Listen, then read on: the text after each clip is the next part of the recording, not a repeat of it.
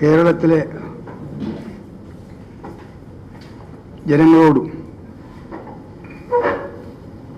വോട്ടർമാരോടും എനിക്ക് അഭ്യർത്ഥിക്കാനുള്ളത്, യാതൊരു സാഹചര്യത്തിലും പിണറായി സർക്കാരിന് ഒരു തുടർഭരണം നൽകിക്കൂടാ. അങ്ങനെ സംഭവിച്ചാൽ അത്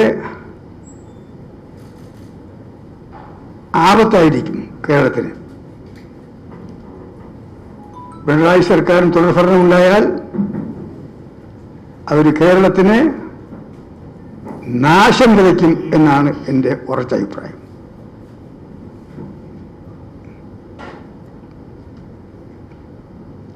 തെരഞ്ഞെടുപ്പ് അടുത്തപ്പോൾ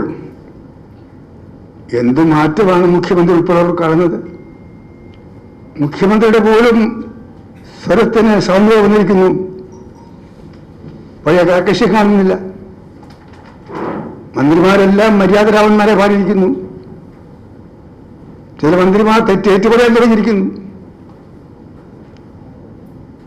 പാർട്ടി നേതാക്കന്മാരുടെ തന്നെ ഭാഷയും ശൈലിയും മാറി. പ്രിയപ്പെട്ട നാട്ടുകാരെ, ഈ മുഖം മിനുക്കലിലും ഭാഷയിൽ വന്ന മാറ്റത്തിലും ആരും വഞ്ചിതരാകരുത്. ഇതെല്ലാം അക്കരെ കടക്കാനുള്ള അടവ് മാത്രമാണ്. അക്കരെ കടന്നു കഴിഞ്ഞാൽ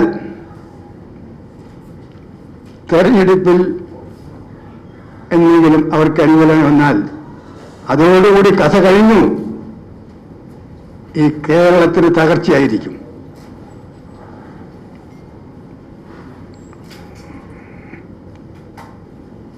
ഒരു നിമിഷം എല്ലാവരും കഴിഞ്ഞ 5 വർഷത്തെ പിണറായി ഭരണത്തെ ഒന്ന് ഓർക്കണം. എന്താണ് പിണറായി ഭരണത്തിന്റെ മുഖമുദ്ര? അഹങ്കാരം, തലക്കനം, പിടിവാശി,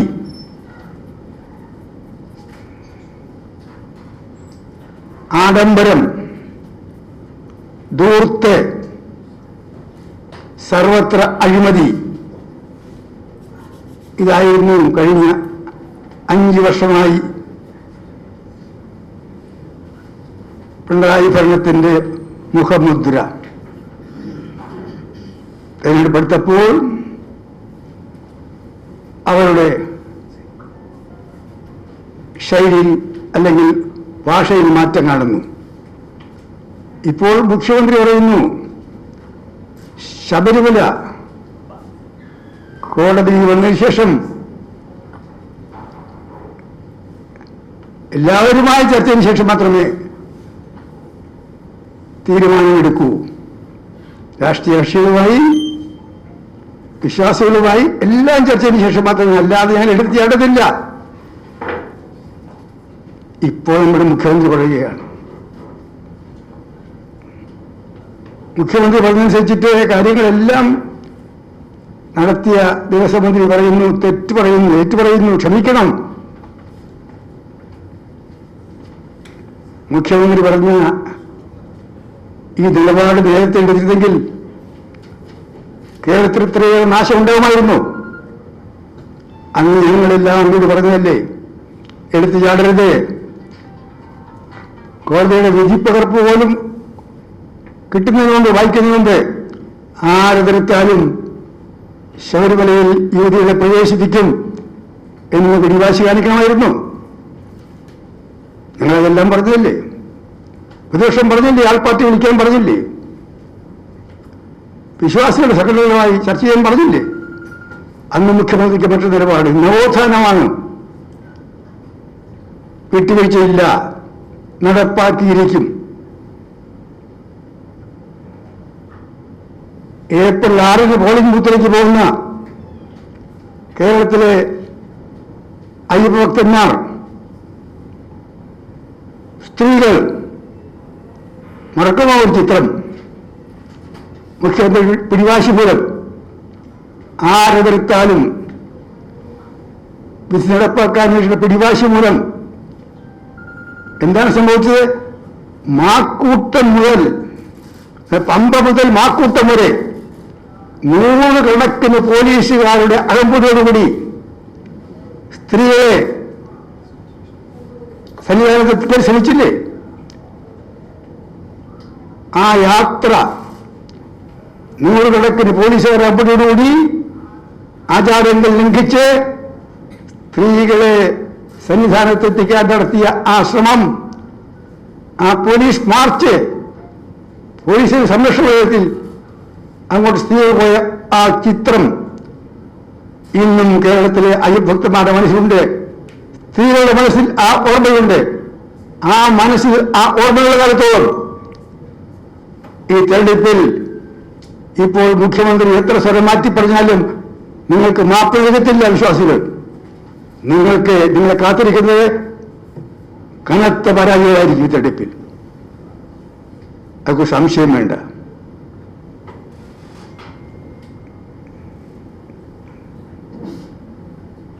ഞാൻ ദീർഘമായി അത് പറയുന്നില്ല. 4 കാര്യങ്ങൾ ഓർപ്പിക്കുന്നു. എൻ്റെ സുഹൃത്തുക്കൾ ദിവസവും പറഞ്ഞുകൊണ്ടിരിക്കുകയാണ്, കാര്യങ്ങൾ ഓർമ്മപ്പെടുത്തിക്കൊണ്ടിരിക്കുകയാണ്. ഞാൻ 3 ചെറുപ്പക്കാരുടെ കാര്യം പറയുന്നു. ഷുഹൈബ്, കണ്ണൂർ ജില്ലയിലെ, കാസർഗോഡ് 2 ചെറുപ്പക്കാർ,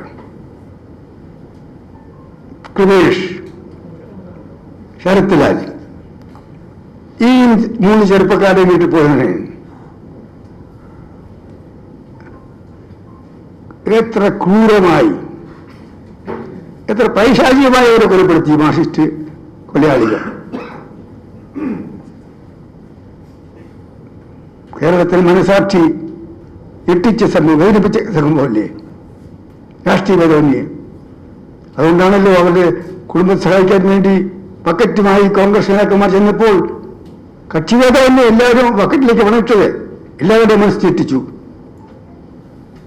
പക്ഷേ മുഖ്യമന്ത്രിയുടെ കേരള പോലീസ് കുറ്റക്കാരെ കണ്ടെത്തിയില്ല. കണ്ടെത്തിയില്ല മാത്രമല്ല, അവരെ സംരക്ഷിച്ചു. എത്തുന്നില്ലാതെ അവർ CBI അന്വേഷണത്തിന് കോടതിയിൽ പോയി, സുപ്രീം കോടതിയിൽ പോയി. എന്താണ് മുഖ്യമന്ത്രി ചെയ്തത്? എന്താണ് കേരള ഗവൺമെന്റ് ചെയ്തത്? ആ 3 ചെറുപ്പക്കാരുടെ കൊലയാളികളെ കണ്ടെത്തി നിയമത്തിന് മുമ്പിൽ ഹാജരാക്കുന്നതിന് വേണ്ടി ഹൈക്കോടതിയിലും സുപ്രീം കോടതിയിലും അഭയം തേടിയ ആ ചെറുപ്പക്കാർക്ക് നീതി നിശ്ചയിക്കാൻ വേണ്ടി CBI എൻക്വയറി പറയാൻ വേണ്ടി എത്ര കോടിക്കണക്കിന് ചെലവാക്കിയത്? കേരളത്തിലെ അഡ്വക്കേറ്റ് ജനറലും ഡസൻ കണക്കിന് ഗവൺമെന്റ് ഡയേഴ്സ് ഉണ്ടായിട്ടും ഡൽഹിയിൽ നിന്നും കോടികൾ മുടക്കി അഭിഭാഷകരെ കൊല്ലുന്നു, കേസ് വാദിച്ചു. അതിലുണ്ടായത് നിയമസമാധാനം നടത്താൻ ചുമതലപ്പെട്ട ഒരു ഗവൺമെന്റ്, ഒരു മുഖ്യമന്ത്രി ഇത്രയും ക്രൂരമായി പെരുമാറാമോ? ഇപ്പോൾ സ്വരത്തിൽ മാറ്റം വന്നുകൊണ്ട് ജനങ്ങൾ മറക്കുമത്. മറക്കില്ല. പ്രത്യേകിച്ച് കേരളത്തിൽ അമ്മമാർ മറക്കില്ല, സഹോദരിമാർ മറക്കില്ല. നിങ്ങൾക്ക് മാപ്പില്ല. നിങ്ങൾക്ക് വിധിക്കാൻ പോകുന്നത് വനവാസം തന്നെ, രാഷ്ട്രീയ വനവാസമായിരിക്കും, സംശയം വേണ്ട.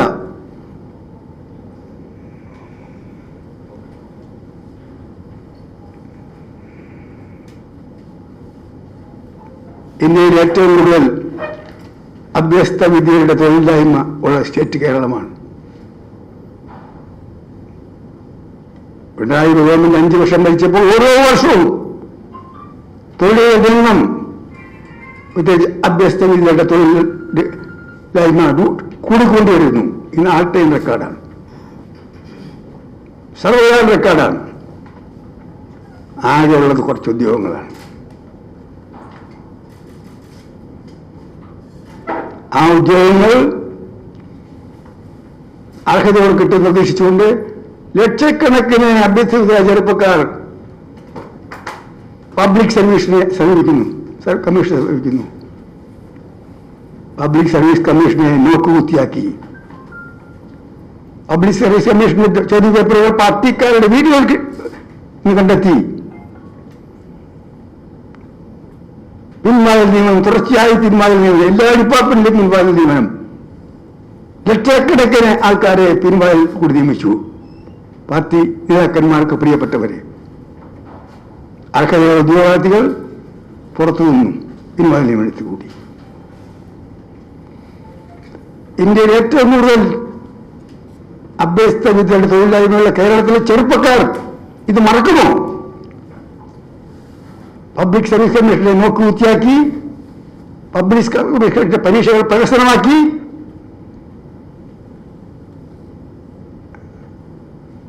പബ്ലിക് സർവീസ് കമ്മീഷനെ പാർട്ടി കമ്മീഷനാക്കി, അർഹതയുള്ളവർക്ക് ജോലി നിഷേധിച്ച് പിൻവാതിൽ നിന്നും പരമ്പരയാക്കി മാറ്റിയ ഈ സർക്കാരിനെ കേരളത്തിലെ ചെറുപ്പക്കാർ, തൊഴിലില്ലാത്ത ചെറുപ്പക്കാർ മറക്കുമോ? അവരുടെ പ്രതികാരം ഉണ്ടാകാൻ പോകുന്നത് രക്തത്തിൽ കൂടിയല്ല, അവരുടെ അക്രമത്തിൽ കൂടി പ്രതികാരം കിട്ടില്ല. അവരുടെ പ്രതികാരം ഉണ്ടാകാൻ പോകുന്നത് ഏപ്രിൽ 6 പോളിംഗ് ബൂത്തിൽ പോയി ഈ സർക്കാരിനെ ശപിച്ചുകൊണ്ട്, ഈ സർക്കാരിനെ ഇറക്കി വിടാൻ വേണ്ടി വോട്ട് എടുത്തുകൊണ്ടായിരിക്കും, UDF വോട്ട് രേഖപ്പെടുത്തിക്കൊണ്ടായിരിക്കും. സംശയം വേണ്ട. ഒരുപാട് പറയാനുണ്ട്, ഞാൻ പറയുന്നില്ല. ആഴക്കടൽ എന്താണ് സ്ഥിതി? പണ്ട് ആഴക്കടലിൽ വിദേശ ട്രോളർ അനുവദിച്ചിരുന്നു. അന്ന് അതിനെതിരായി പാർലമെന്റിനകത്തും പുറത്തും സമരമുണ്ടായി. എന്നതൊന്നും നിർത്തിവെച്ചു കമ്മീഷൻ വരാത്തോടെ. അങ്ങനെ കേന്ദ്ര ഗവൺമെന്റ് പോലും നിർത്തിവെച്ച ആ ആഴക്കടൽ മത്സ്യബന്ധനത്തിന് വിദേശ ട്രോളറുകൾക്ക് അനുവാദം, വിദേശ കമ്പനികൾ നിർണ്ണയിക്കുന്ന ട്രോളർ അനുവാദം, അമേരിക്കൻ കമ്പനിക്ക് കേരളത്തിന്റെ കടൽത്തീരം മുഴുവൻ ചൂഷണം ചെയ്യുവാൻ എല്ലാ അവസരവും തുറന്നു കൊടുത്തു. അവസാനം മനുഷ്യത്തൊഴിലാളികളുടെ സമര പരമ്പരകൾ കേരളത്തിന്റെ സൈന്യമെന്ന് മുഖ്യമന്ത്രിയെ വിശേഷിപ്പിച്ച കേരളത്തിലെ മനുഷ്യത്തൊഴിലാളികൾ വെള്ളപ്പൊക്കം വന്നപ്പോൾ കേരളത്തിലെ സൈന്യം എന്ന് പറഞ്ഞ മുഖ്യമന്ത്രി വെള്ളപ്പൊക്കം വന്നപ്പോൾ എല്ലാം മറന്ന് തങ്ങളുടെ വഞ്ചിയിലെടുത്തുകൊണ്ട് വെള്ളപ്പൊക്കത്തിൽപ്പെട്ട് സഹോദരനെ രക്ഷിക്കാൻ വേണ്ടി ഓടിയെത്തിയ മനുഷ്യത്തൊഴിലാളികൾ അവരുടെ ജീവിതത്തിന്റെ ഏക പ്രതീക്ഷയായിട്ടുള്ള കടൽ മുഴുവൻ വിദേശ കമ്പനികൾക്ക് തീരാൻ ശ്രമിച്ചപ്പോൾ കടലോരമാകെ ഇളകി, തിരമാലകൾ ഇളകി. കടലോരം ഇളകിയാൽ ആർക്കും തടഞ്ഞു നിർത്താൻ സാധ്യമല്ല. ഓർമ്മയുണ്ടോ? 1959 തെക്ക് തെക്കൻ ദേശത്ത് തിരമാലകളുടെ തീരത്ത് ഫ്ലോറിയൻ ഗൾഫിലെ വെടിവെച്ച സർക്കാർ നിങ്ങൾക്ക് മാപ്പില്ല മാപ്പില്ല മാപ്പില്ല പറയുന്ന കടലോരവാസികൾ. അവരിപ്പോഴും പറഞ്ഞു, നിങ്ങൾക്ക് മാപ്പില്ല. കടലോരം അമേരിക്കൻ കമ്പനിക്ക് വിൽക്കാൻ ശ്രമിച്ച നിങ്ങൾക്ക് മാപ്പില്ല. നിങ്ങൾ മുന്നോട്ട് പോകുന്നത്. പക്ഷേ ഇവിടെ ശക്തമായ പ്രതിപക്ഷമുണ്ട്. ആ പ്രതിപക്ഷ ഉൾപ്പെടെയുള്ള പ്രതിപക്ഷം ശക്തമായി പ്രതികരിച്ചപ്പോൾ, കടലോരം സമരത്തിന്റെ അഗ്നിയിൽ ആകെ ഇളകി മറിഞ്ഞപ്പോൾ, ചൂടായപ്പോൾ അവർക്ക് മുട്ടുപടക്കേണ്ടി വന്നു. ഇവിടെ പ്രതിപക്ഷമില്ലായിരുന്നെങ്കിൽ എന്താ സ്ഥിതി? കടലോരം ഇളകി മറിഞ്ഞ സ്ഥിതി എന്താണ്? ഈ ഗവൺമെന്റ് പല തെറ്റുകളും തിരുത്തിയത് ജനങ്ങളുടെ ശക്തമായ പ്രതിഷേധ കൊടുങ്കാറ്റ് ചേർന്നപ്പോഴാണ്. അതല്ലേ സ്ഥിതി?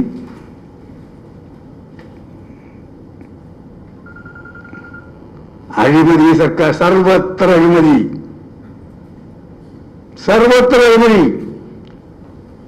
കേരളത്തിന്റെ ചരിത്രത്തിൽ കേട്ട് കേൾവില്ലാത്ത എല്ലാത്തിനും അഴിമതി. ഇന്ത്യയിൽ ഏതെങ്കിലും മുഖ്യമന്ത്രിക്ക് ഗതികൊണ്ടായിട്ടുണ്ടോ? മുഖ്യമന്ത്രിയുടെ ആഫീസിൽ നിയന്ത്രിക്കുന്ന പ്രിൻസിപ്പൽ സെക്രട്ടറിയെ ഈ കേസിൽ പ്രതിയാകുന്നു. ഈ ഒരു കാലമുണ്ടോ? വേദി തന്നെ വേദിയില്ലേ? എന്ത് കാലം? അവിടെ മുതൽ സർവത്ര അഴിമതിയല്ലേ? ഇതൊക്കെ മറക്കാൻ പറ്റുമോ? തിരഞ്ഞെടുപ്പ് എടുത്തപ്പോൾ മുഖ്യമന്ത്രിയുടെ സ്വരത്തിൽ മയം വീഴുന്നുകൊണ്ട് മന്ത്രിമാർ പലരും തെറ്റേറ്റ് പറയുന്നുകൊണ്ട് മറക്കാൻ പറ്റുമോ?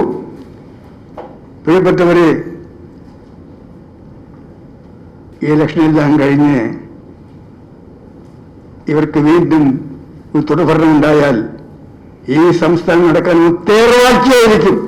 അക്രമത്തിന്റെ, അഴിമതിയുടെ, സ്വയപക്ഷപാതത്തിന്റെ തേർവാഴ്ചയായിരിക്കും. ആ ഓർമ്മ വെച്ചുകൊണ്ട് വേണം ഒളിമുത്തിലേക്ക് പോകാനായിട്ട്. ഇവരെ ഇറക്കി വിട്ടേ പറ്റൂ. പിണറായി സർക്കാരിന് തുടർഭരണമല്ല വേണ്ടത്, അവർക്ക് രാഷ്ട്രീയ വിലാസമാണ് കൊടുക്കേണ്ടത്. എനിക്ക് കേരളത്തിലെ ഇടതുപക്ഷ പാർട്ടികളിലെ മാർക്സിസ്റ്റ് പാർട്ടിയിലെ നല്ലവരായ ഒരുപാട് നേതാക്കന്മാരും ലക്ഷക്കണക്കിന് പ്രവർത്തകന്മാരുമുണ്ട്. അവരുടെ അഭ്യർത്ഥനയുണ്ട്. ഈ സർക്കാർ താഴെ പോകേണ്ടത് നിങ്ങളുടെ ആവശ്യമാണ്. കമ്മ്യൂണിസ്റ്റ് പാർട്ടി രക്ഷപ്പെടേണ്ട ആവശ്യമാണ്. 35 വർഷം ബംഗാൾ ഭരിച്ച് അതിനുശേഷം ബംഗാളിൽ നാശിപ്പറ്റ സ്ഥിതി എന്താണ്? പാർട്ടി ഓഫീസ് മുഴുവൻ മറ്റൊരു കൈയടക്കി തകർന്നുപോയി. കേരളത്തിൽ മാർക്സിസ്റ്റ് പാർട്ടി ജീവിച്ചിരിക്കണമെങ്കിൽ ഈ ഇലക്ഷനിൽ അവർ തോക്കണം. മാർക്സിസ്റ്റ് പാർട്ടി ഒന്നാകണമെങ്കിൽ ഈ ഇലക്ഷനിൽ തോക്കണം. UDF-ന്റെയും കോൺഗ്രസിന്റെയും ഘടകകക്ഷികളുടെയും ജനങ്ങളുടെയും മാത്രം, ജനാധിപത്യവാദികളുടെ മാത്രമല്ല, കമ്മ്യൂണിസ്റ്റുകാരുടെ ആവശ്യമാണ്. നല്ല കമ്മ്യൂണിസ്റ്റുകാരുടെ ആവശ്യമാണ്. ഈ ഇലക്ഷനിൽ പിണറായി ഭരണത്തെ തൂത്തെറിയണം. അതാണ് എന്റെ അഭ്യർത്ഥന. ഐക്യ ജനാധിപത്യ മുന്നണിക്ക് ഈ തെരഞ്ഞെടുപ്പിൽ നിങ്ങൾ തിളക്കമാർന്ന വിജയം നൽകണം. ഐശ്വര്യമായ കേരളം ഉണ്ടാക്കാൻ വേണ്ടിയിട്ടുള്ള വാഗ്ദാനം പ്രകടന പത്രിക UDF പുറപ്പെടുത്തിയിട്ടുണ്ട്. രാഹുൽ ഗാന്ധിയുടെ നിർദ്ദേശപ്രകാരം അധികാരത്തിൽ വന്നാൽ 5 വർഷം കൊണ്ട് ആ പ്രകടനത്തിൽ പറഞ്ഞ എല്ലാ കാര്യങ്ങളും ഒന്നും നടപ്പാക്കും. അതിൽ ന്യായപദ്ധതി ഉൾപ്പെടെ. ന്യായപദ്ധതി പാർലമെന്റിൽ ജയിച്ചിരുന്നെങ്കിൽ ഇന്ത്യ ഒട്ടുക്ക് നടപ്പാക്കുമായിരുന്നു. ന്യായപദ്ധതി പോയിട്ട് ഇവിടെ ഈ കോവിഡ് കാലത്ത് കൂടാനുകൂടി ജനങ്ങൾ വട്ടി കിടക്കുമ്പോൾ, തൊഴിലില്ലാതെ വന്നപ്പോൾ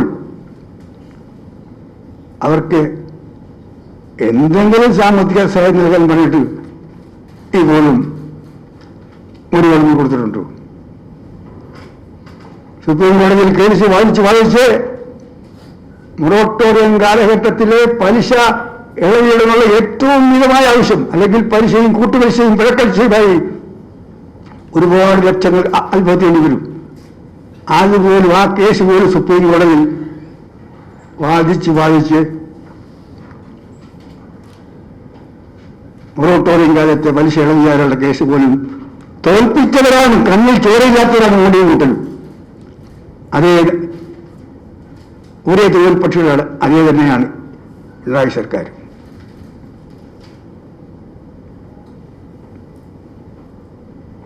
എൻ്റെ സുഹൃത്തുക്കൂടെ ഉണ്ട്, ദൈവദീർഘമായി സംസാരിക്കും. ഒന്നും പറയാം, എങ്ങനെയോ ഒരു കൈപ്പിഴ വന്നുപോയി. എങ്ങനെയോ കൈപ്പിഴ വന്നുപോയി. മനുഷ്യർക്കെല്ലാം സംഭവിക്കാം. ബഹുമാനായ ശ്രീ കെ കരുണാകരൻ ഒരിക്കൽ പ്രതികരിച്ചതാണ് നിയമമണ്ഡലം. ആ മണ്ഡലം എങ്ങനെയോ കഷ്ടകാലത്തിന് കഴിഞ്ഞ പ്രാവശ്യം BJP ജയിച്ചുപോയി. ആ തെറ്റ് തിരുത്തണം. കേരളത്തിന് മണ്ണിനെ പറ്റിയല്ല BJPക്കാർ, കേരള സംസ്കാരത്തിനെ പറ്റിയല്ല അവർ. ഇത്തവണ നമുക്ക് ആ വീഴ്ച പരിഹാരം ഉണ്ടാക്കണം. BJPക്ക് ദാനമായി കൊടുത്ത് ആ നിയമത്തെ തിരിച്ചെടുക്കണം. അങ്ങനെ BJPയെ സമൂഹത്തിലായി കേരളത്തിൽ നിന്ന് നമുക്ക് കേരള അസംബ്ലിയിൽ നിന്ന് മാറ്റാൻ സാധിക്കും. BJP ഇല്ലാത്തൊരു കേരള അസംബ്ലി, അത് മാർക്സിസ്റ്റുകാർ താരടിക്കുന്ന ഒരു ലക്ഷ്യമാണ്. ശ്രീ കെ കരുണാകരൻ ഒരിക്കൽ പ്രതികരിച്ച പ്രേമം ഇത്തവണ കെ കരുണാകരന്റെ മകൻ മുരളീധരൻ കൂടി തിരിച്ചു പിടിക്കാൻ സാധിക്കണം. ആ ചരിത്ര നിയോഗം പൂർത്തീകരിക്കാൻ മുരളീധരൻ സാധിക്കട്ടെ അഭ്യർത്ഥിക്കുകയാണ്. കണ്ണിൽ ചോരയിട്ട് ചെയ്യുമോ? പെട്രോൾ, ഡീസൽ, പാചകവാതകത്തിന് വില എത്ര കുത്തനേടിയ കൂടിക്കൊണ്ടിരിക്കല്ലേ?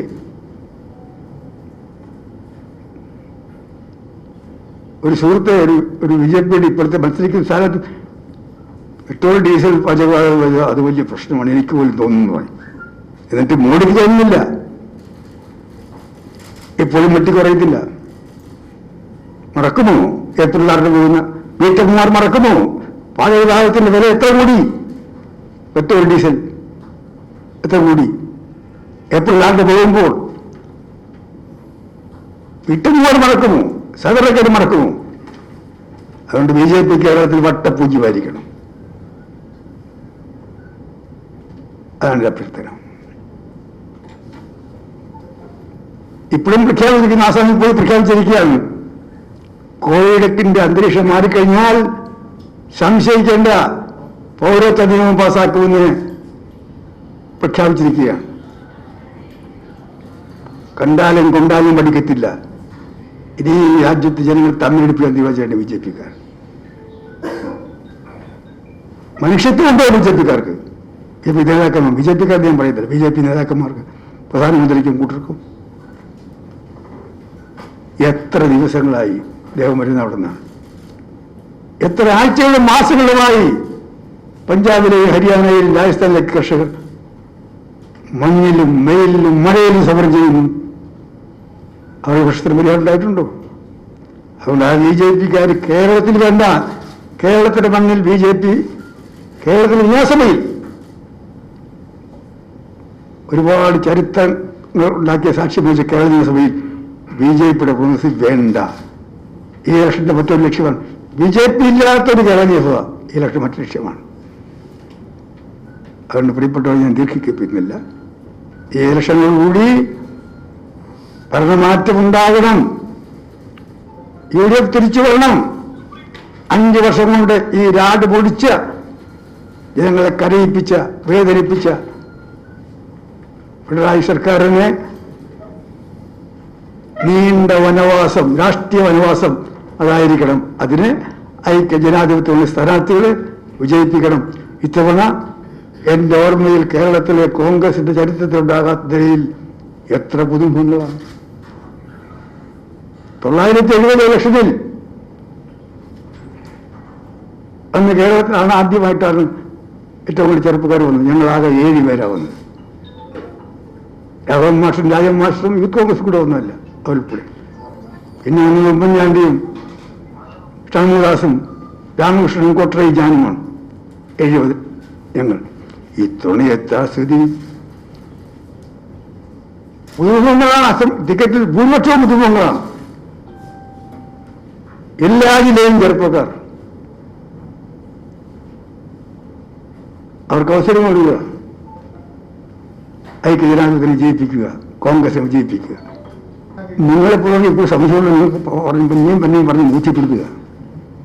പിണറായി സർക്കാർ ഏപ്രിൽ 6 ഇലക്ഷൻ കഴിഞ്ഞ് മെയ് അവസാനം തിരുവനന്തപുരത്തെ രാജ്ഭവനിൽ ശ്രദ്ധപ്രതി ചെയ്യാൻ പോകുന്നത് കോൺഗ്രസിന്റെ ഒരു മുഖ്യമന്ത്രിയും അദ്ദേഹത്തിന്റെ കൂടെ ഐക്യ ജനാധിപത്യത്തിൽപ്പെട്ട ഘടകകക്ഷികളുടെ മന്ത്രിമാരുമായിരിക്കും. ആ ഭരണമാണ് വരാൻ പോകുന്നത്. അയ്യോ, അപ്പൊ പിണറായി വിജയൻ എന്ന് പറയാൻ പറ്റില്ല.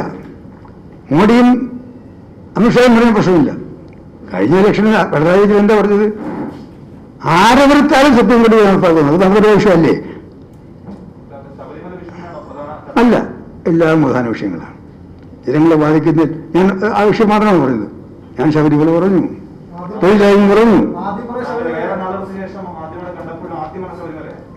നിങ്ങൾക്ക് തോന്നുന്നു അത് അപ്പൊ നിങ്ങളുടെ അഭിപ്രായത്തിലായിരിക്കും മുൻഗണന. അങ്ങനെ ആയിക്കോട്ടെ. എനിക്ക് എല്ലാം പ്രധാനമാണ്.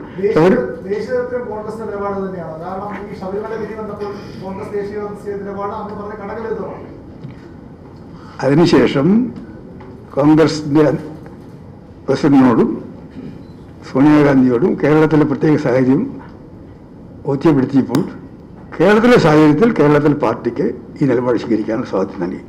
രാഹുൽ ഗാന്ധി വരുമ്പോൾ ആ കാര്യം മിണ്ടുന്നേ ഇല്ല. രാഹുൽ ഗാന്ധി ഇവിടെ കഴിഞ്ഞ ദിവസം ഉണ്ടായിരുന്നു. അദ്ദേഹം ഈ വിഷയം മിണ്ടിയിട്ടേ ഇല്ല. അദ്ദേഹം ഉള്ളപ്പോഴല്ലേ കേരളത്തിലെ കോൺഗ്രസ്സുകാരല്ല പറയാൻ നടക്കുന്നത്. വോട്ടർ പട്ടികയിൽ 4 ലക്ഷത്തോളം കള്ള വോട്ടുകൾ ഇലക്ഷൻ കമ്മീഷൻ തന്നെ കണ്ടെത്തിയിട്ടുണ്ട്. ഇപ്പോൾ പോസ്റ്റൽ വോട്ടുമായി ബന്ധപ്പെട്ടും വലിയ ആരോപണങ്ങൾ വലിയ ഉദ്യോഗസ്ഥർ ഇത് അട്ടിമറിക്കാൻ ശ്രമിക്കുന്നു. എന്താണ്, എങ്ങനെയാണ് കോൺഗ്രസിന്റെ ചീഫ് ഇലക്ഷൻ കമ്മീഷന്റെ പരിധിയിലെ 8 വോട്ടിട്ടെന്ന് ഇനി ഞാൻ പറയണം.